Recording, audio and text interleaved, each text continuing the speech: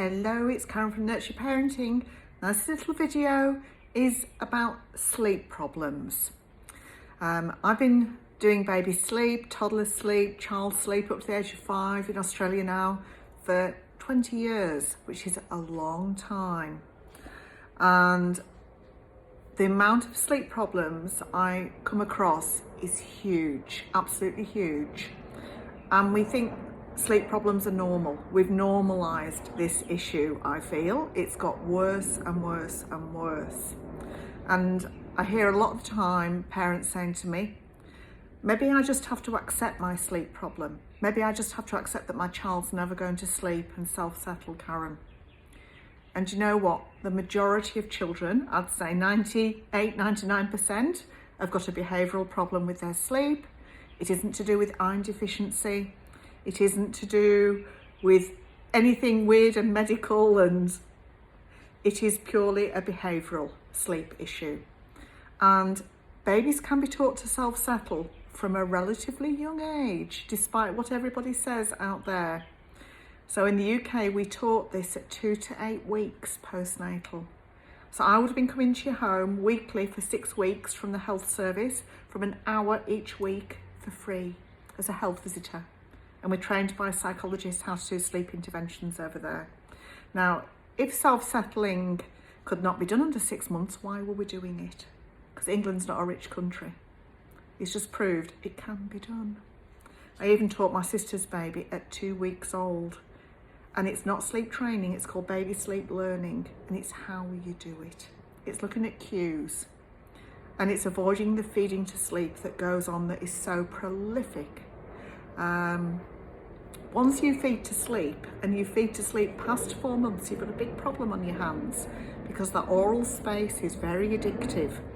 It's got more touch endings and nerve receptors than the rest of the body, even the hands. And it's a bit like crack, I describe it. So the feeding to sleep, I hear midwives and other parents go, oh, just feed to sleep, just hold them to sleep, just rock them to sleep. They're only babies for a very little period of time. You know, it's normal, mama, normal. Not long term, it's not. So I'm fighting back. I'm answering back. I'm giving a voice to these mums who would like some more sleep, and these babies that deserve a lot more sleep. And the impact it's having on development, on mum's mental health, etc. We need to stop normalising this, because it's not normal.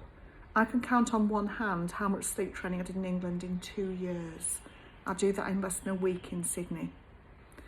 And sleep problems are not a rite of passage. They're really not. I believe in prevention. I believe in preventing sleep problems.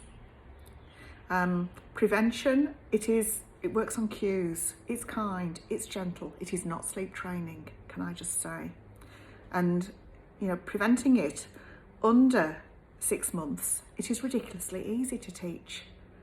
And when you're looking at the bell curve, if you're teaching this under 2 months, you might get 5 to 20 minutes of crying on the first session, and it's not bad crying. And you're in the room with them, there's no controlled crying, and there's cuddles involved, okay?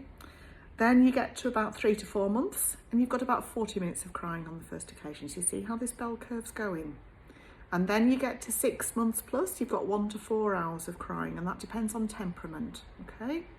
So teaching this under 4 months, to me, is a no-brainer. It's just logical, it really is, and it prevents so much heartache. And, it needn't be hard. And mums needn't be so sleep deprived. I meet a lot of mums who tell me they feel dead inside because they're so exhausted. They're not just tired.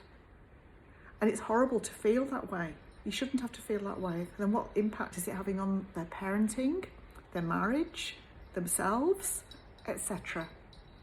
So I just felt compelled to put this video out here, because I felt I need to give a voice to these mums who deserve to know the truth, who deserve better, to these babies and children who deserve better. There's so much noise on social media that says, feed them to sleep, hold them to sleep, they're only little, come and join our little sleep project. I won't name them, but come and join us. We're gentle, we're kind, all the rest of it. They're just enabling, they're allowing, and they're facilitating this issue and allowing it. and I want to be a voice for everybody that, you know, that would like options, that would like knowledge, that would like good science-based information that works. And after 20 years of doing this job, Karen knows it works. It absolutely works. So just thought I'd put the world to rights.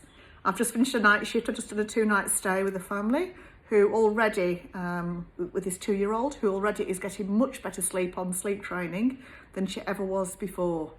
She actually had a 10-hour block, and she's never had that in months, if not years, if not since she was little. So already this little girl is doing the most amazing sleep, and mum's pregnant with a second baby, and she's so much happier this morning, so much happier. So bye from Karen.